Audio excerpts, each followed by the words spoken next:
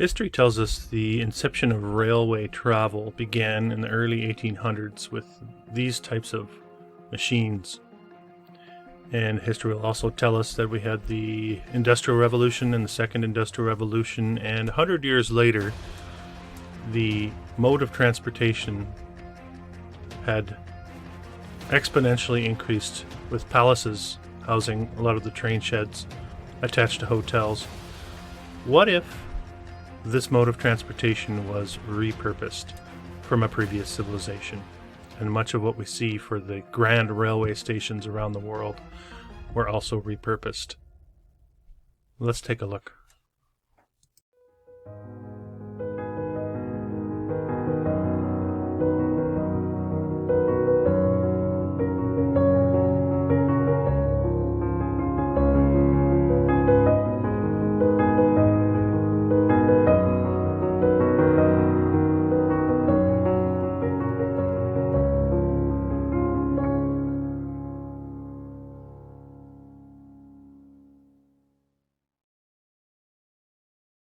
If you watch my videos, you'll know how many of these structures were said to have been built in this time period. You can see this one here in Antwerp, 1895 to 1905. Very, very busy decade, that last decade of the 1800s. Suspiciously so when you put it all together. It just does not make any sense. This is a spectacular structure, supposedly built by this gentleman here.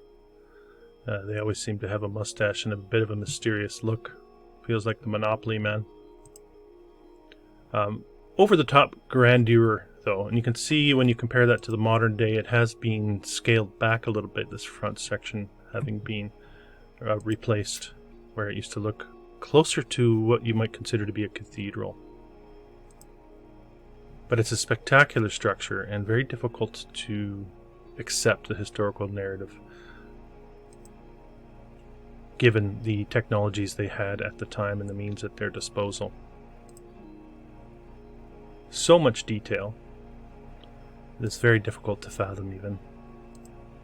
Reminding me a lot of many of the state capitals I've covered. When you look at the interior and the dome work going on here, the architecture and the engineering involved here,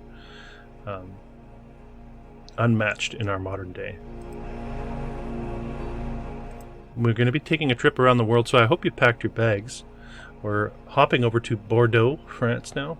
And this one built in 10 years, we're told. Again, that suspicious decade popping its head out at us. And massive train sheds, reminding me much of the, or a lot of the armories I just covered in my previous video, with the very open expanses and the engineering marvels these would have been to construct. And history will tell us that engineering in our modern day is much more, has a much greater capacity and understanding of physics than they did back then. But when you look at the evidence that's left behind, I don't think that's the case. The Broad Street Station in Philadelphia, built by Mr. Frank Furness. He designed some amazing buildings. I don't think he did, but that's the story attached to it. You can see we have a two-phase build on this one, a little bit earlier and then a little bit later. A 10-year gap between the two phases.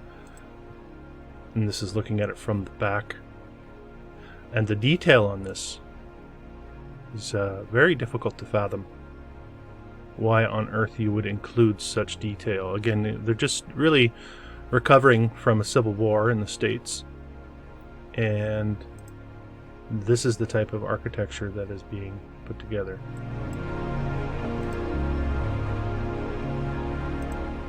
Here we have the City Hall in the foreground, recently covered on the channel. You can see the big train shed out back here, and they had the streetcars going in underneath the train station. There's a nice look at the detail of the sculpture work going on here. All attributed to the wonderful mind of Mr. Frank Furness.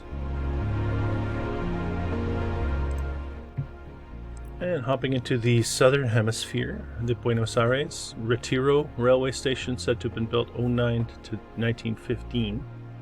I did do a video on Buenos Aires, definitely worth a look. Spectacular city. And you have the double train shed here, looking very old and weathered at this point in time. And this is a good one to illustrate the vastness of the structure when compared to the people. And you can see even the mode of transportation, horse and buggies out front. Glaring contradiction. Again, built much like you would a state capital in many ways. So what was this old world really? What happened to our true history?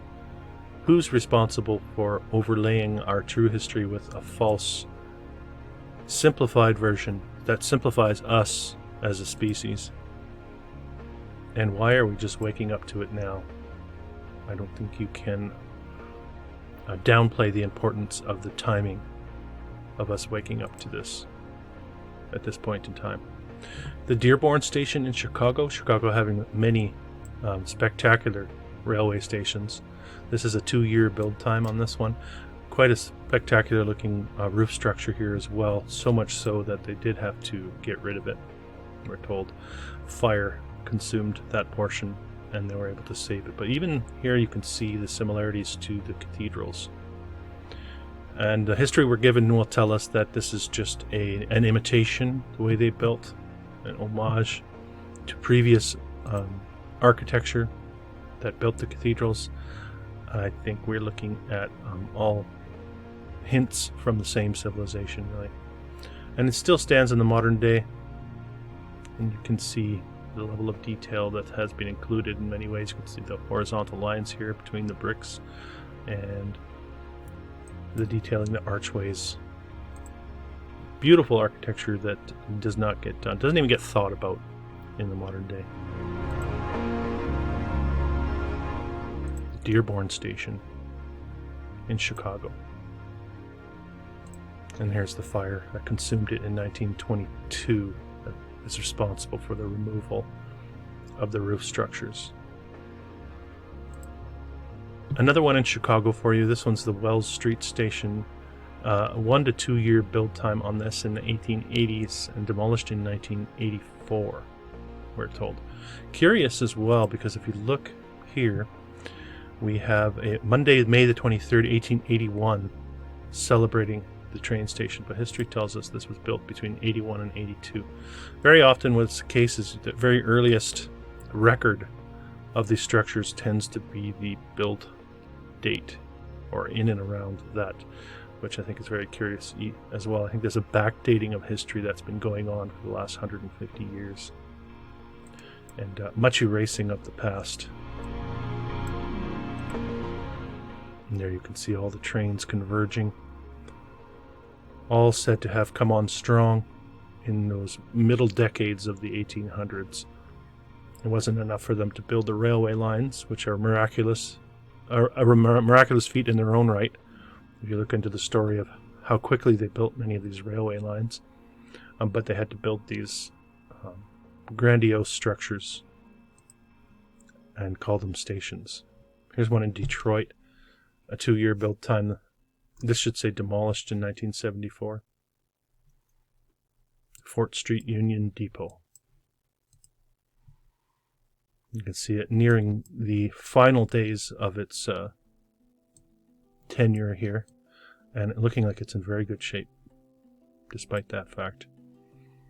Another thing I would like to point out is how structurally sound these buildings were. The expectation would be that they didn't really have the knowledge of structure and foundations, footings and foundations to carry these loads, and so they begin to fail and crack and separate over time as things shift. It's certainly not the case when you look at how sturdy and well built these structures were. And a closer look at the Union Depot reveals some of the detail going on here. We always get the date slapped on, and a very plain lettering Union Depot, not matching the detail included here. And it looks like we have a couple gentlemen doing a little bit of cleaning with their swing stage coming up from the roof. Both sides. We'll move on to the main railway station in Dresden. I want you to take note of the timeline that this was destroyed. You can see that it was built in 1892 to 98, again that same decade. Interesting. When everyone was supposed to have emigrated over to America and started building over there. They're doing the same over in Dresden. This one gets bombed during that pivot reset of the mid-20th century, and eventually gets demolished as a result of it not being able to be saved.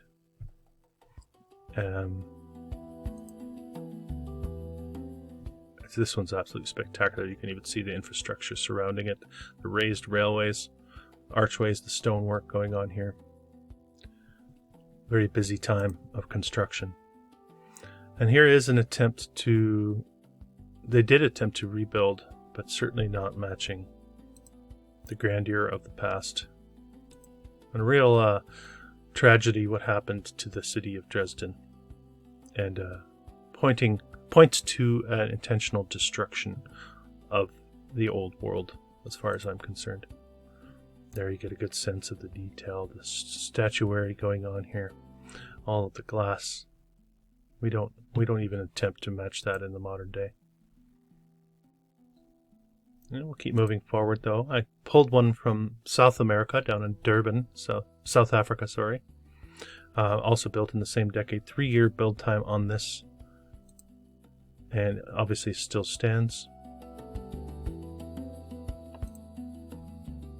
And you can see it here on the right as well in the surrounding style of architecture in South Africa.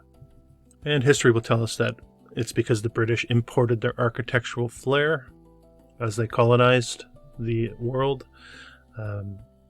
My hypothesis is that they were the ones responsible for implementing the reset in these locations, and many of these structures existed there previously, and history had to be rewritten. Here we are looking at the Durban railway station in the other direction, and you can see in the background the town hall and how over the top that one is, and the double-decker tramway. All this technology existed everywhere, and showing us some very similar architectural attributes to the one we saw in Detroit and in other locations as well. Very similar. Moving over to Indianapolis, this is the Union Station. 2-year build time on this one in the 1880s. They demolished the train shed and kept the station. I think it's been transformed into a hotel. I'm not sure. Locals correct me if I'm wrong. And there's a look at some of the interior of this train station in Indianapolis. Having, again, that cathedral feel. Were they using some sort of cymatics? Were they using sound? Was this a bell tower? And was this all part of the old civilization that has been erased from our perception, from our memory? There it is. Better look at it in the modern day. In Indianapolis. Alright, we'll move over to Istanbul. Haydarpasa Station. 2-year build time on this one. Reminding me of something you might see in France. The style of the turrets on the corner. Not a lot of visual evidence of this one that I could find, especially of the interior. There's one look at it. A little bit of a change in flair, having to do with the regional differences. Who knows when some of this detailing was applied in Istanbul. But if you look closely at the architectural styling, you can see all the familiarities, the archways, the pediments above the archways, the stone railings, all looking very familiar. Right down even to the architectural details, the rosettes, the acanthus leaves, all built into the corbels. Haydarpasa train station in Istanbul. Hopping over to Seoul, Korea. This one gets pushed a little further down through time into the 20s. Also a suspicious decade in construction. A lot of impossibly vast structures going up in very short time periods during that decade as well, which is sandwiched in between the two Great Wars, which is also interesting when you put that in perspective of a reset, a memory wipe, a historical reset, elimination of a generation. I have tried to snatch a few of these from around the world just to give you a sense of variety and similarity, I suppose, as well. Seoul, Korea.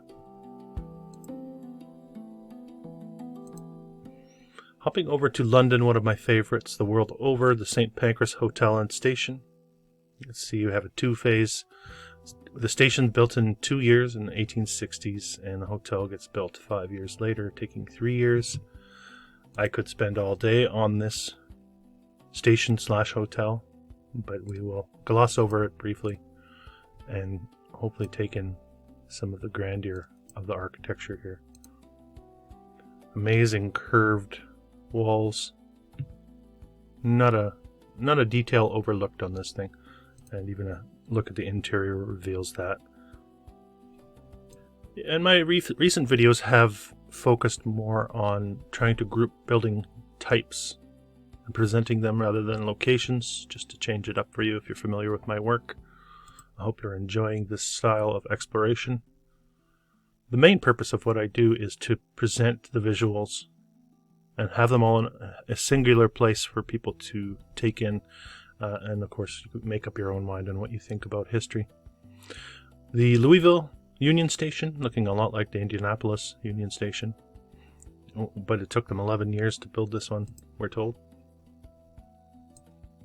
This one still stands as well, but you can see all the brick paved streets. The amount of work that would have gone into creating these has really been overlooked in our historical narrative, our given historical narrative. And a look at the interior, looking very familiar as well to many of the other railway stations. But I'm going to keep this train rolling, if you'll pardon the pun, just to show you the variety that exists. Melbourne, going back to the southern hemisphere in Australia. This is the 10-year build time on this one, the Flinders Street Station. They'll say this is Beaux-Arts architecture, with all the domes, towers, everything well built with the finest of materials. You see the modern signage on the front here, making them look a little uglier, in my opinion. There's a nice shot of it from the other direction, just to give you a sense of the shape of the structure, and the poor horse and buggy out front. All architectural marvels, feats of engineering, and this is supposed to be a construction photo for us. You make of that what you will. As to its authenticity, still stands in the modern day, and there it is, looking like it's been well kept. Possibly painted, and sometimes the paint serves as a cover-up to hide some of the detailing. Even the interior looks like it's been given the same treatment. And there's a room that looks like it still needs a bit of work. Melbourne, Australia.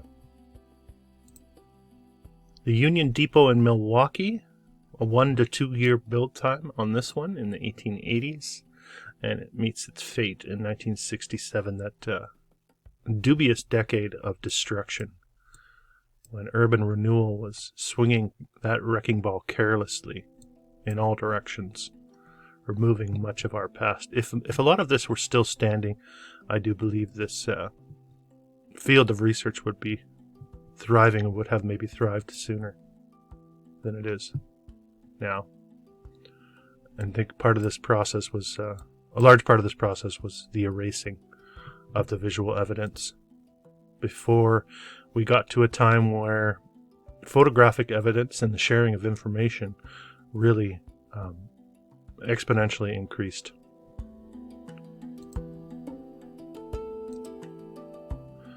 Up to Canada now, the Canadian Pacific Railway Station in Montreal.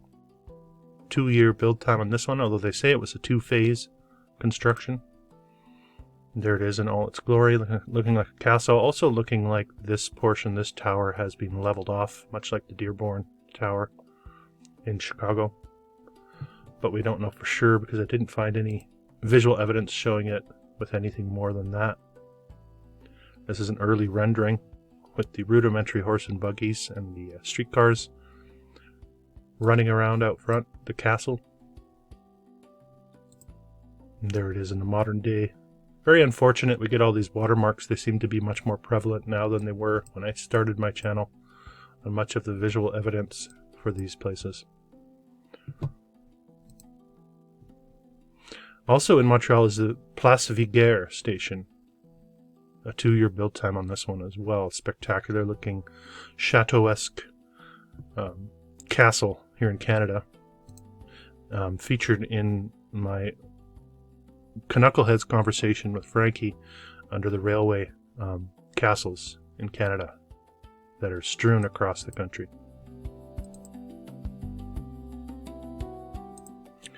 And a nice crisp photograph for you with the horse and buggy out front, showing us what it would have looked like in its early days, we're told. And of course the brick-paved streets, all par for the course. Hopping over now to India, the Victoria Station in Mumbai, previously Bombay, I believe, a spectacular old world city filled with all sorts of gems, and certainly worthy of its own video. I'll put that on my list. And a Frederick William Stevens, the mustached architect, famous for bringing us this structure.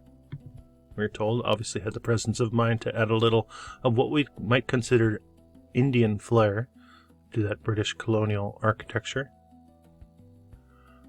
Showing you a blend of both, I suppose. Really, is this just a regional architecture that was repurposed, renamed? Yeah, this is a pretty amazing structure, that's for sure. And again, in the foreground we get the horse and buggies. We also have the streetcars being pulled by horses. Part of the historical narrative we're given is that these were invented to originally be pulled by horses until electricity was invented and they overhauled the technology. Feels more like a digging themselves out and waiting for the right time to repurpose these and make them usable again. There's a bit of the interior for you, looking very familiar to what we've seen in other parts of the world. Over to Nashville again, Nashville Union Station, looking a lot like Louisville, looking a lot like Indianapolis. Castle, of course. It doesn't seem to matter where you look. These things were everywhere. In some cases are still there, but many of them have met the wrecking ball or a fire. But this one still stands. You can go check it out. Heavily fortified. Interior looking very familiar as well. You can see how the styling repeats from one place to another.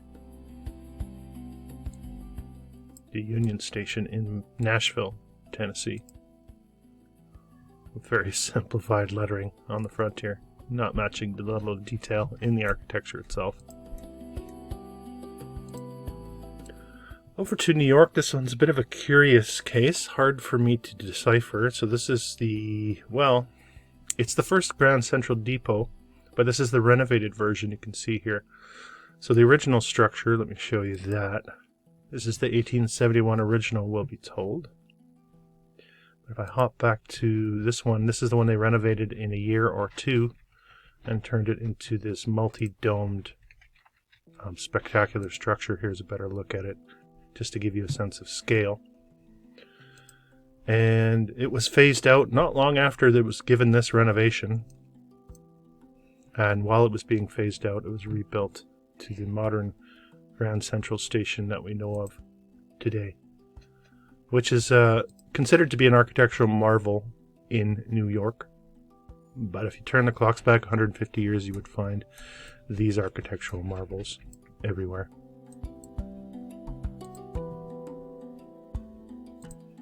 And the central terminal now in Nuremberg, meeting a very similar fate to the one in Dresden at the same time periods. I don't know if some of it was rebuilt or saved. And you get the mustached architect as well, Mr. Monopoly Man. So these patterns seem to repeat. I think this is it in the modern day, or what's left of some of it. But really just a pale shadow of what it once was. Here's a nice look at some of the statuary out front, the massive lions. Over to Paris, the Gare d'Orsay. 2-year build time in the lead up to one of the international expositions, we're told. This one absolutely over the top, ridiculous. Again, showing us those similarities. The engineering off the charts. Absolutely off the charts. Take a look at the detailing going on here. And they'll say it was dressed up for the International Exposition of Paris in 1900. You be the judge. And they say it was hurriedly put together as well for that reason. Does this look like any sort of rush job to you? Very well built structure. Curious case, the city of Paris. In all its glory. Much of it remains, much of it is gone. I think this is somewhat famously, the locomotive was driven through this station, Gare d'Orsay.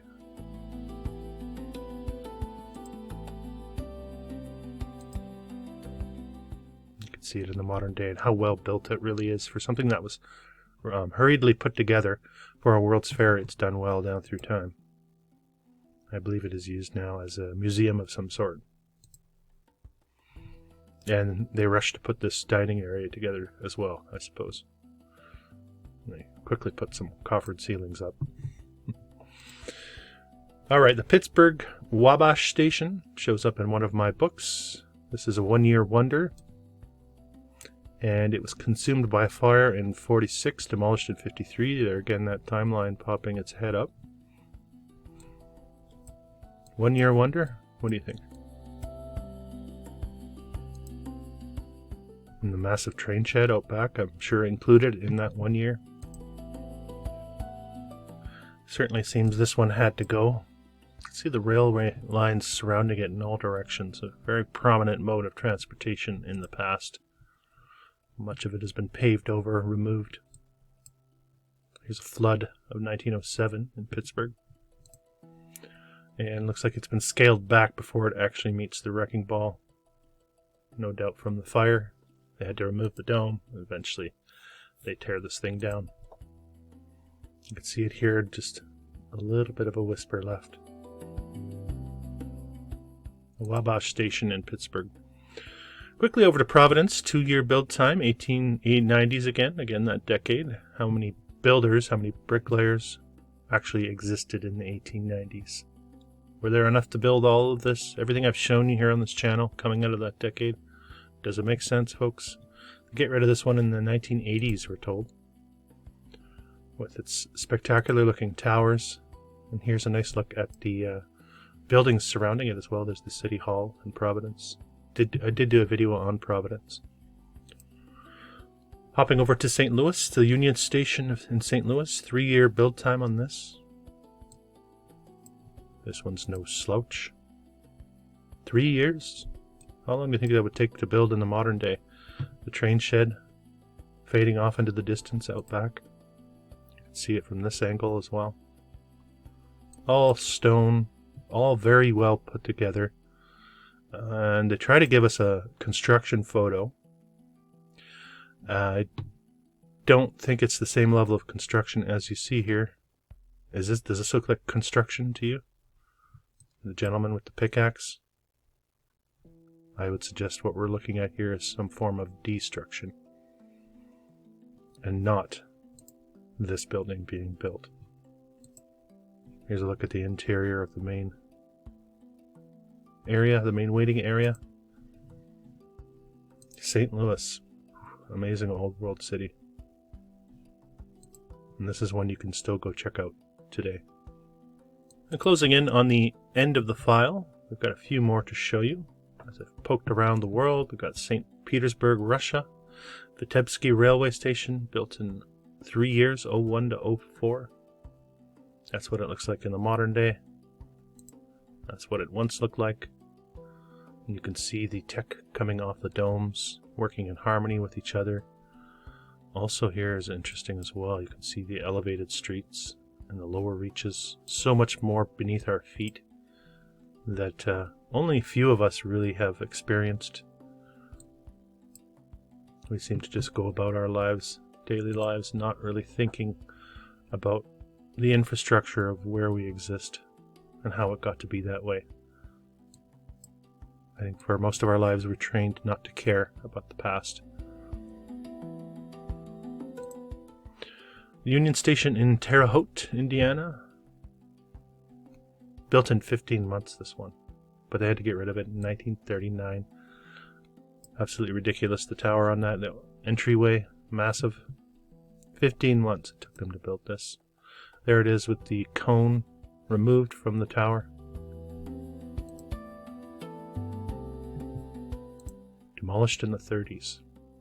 Terre Haute. Sticking out like a sore thumb. And the final railway station of this exploration takes us over to Tokyo. Tokyo Central Station, this one built 08 to 14, so 6 years. Same timeline here.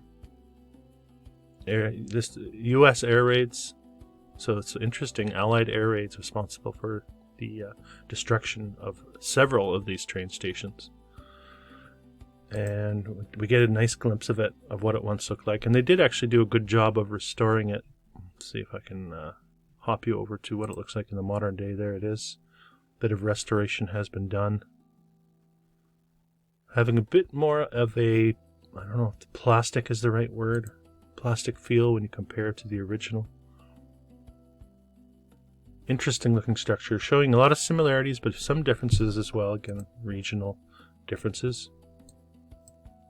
But is this a technology that spread from the Western world all over in a very short period of time, at a time when our ability to communicate with each other was very limited and very lengthy?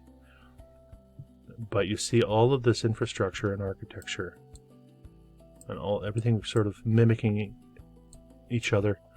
Doesn't really matter where you look. It's got to make you wonder about that historical narrative and the timeline that we're given on the past. So let me know what you think. Did you enjoy this exploration? What would you like me to cover? Let me know in the comments below, and thanks for watching. This has been an old world exploration. If you're new to the channel, don't forget to subscribe, hit the thumbs up button, and comment. I believe we are in the process of remembering who we really are and casting off the shackles of illusion. Until next time.